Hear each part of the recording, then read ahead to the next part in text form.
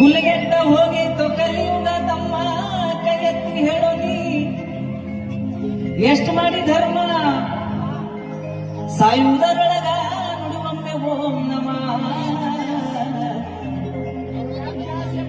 ನಿನ್ನ ಮರ್ಯಾದೆ ಮುಚ್ಚಾಕ್ ಬ್ರಹ್ಮ ಹಾಗೆ ನಂದೊಗಲಿದ ಜನ್ಮ ಕೇಳು ಜಾಣ ಶಿವ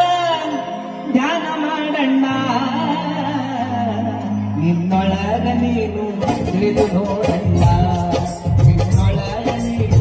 ತಿಳಿದು ನೋಡಣ್ಣ ಕಾಶಿ ಯಾತ್ರೆಯ ಚೆನ್ನಾಗಿ ಮಾಡು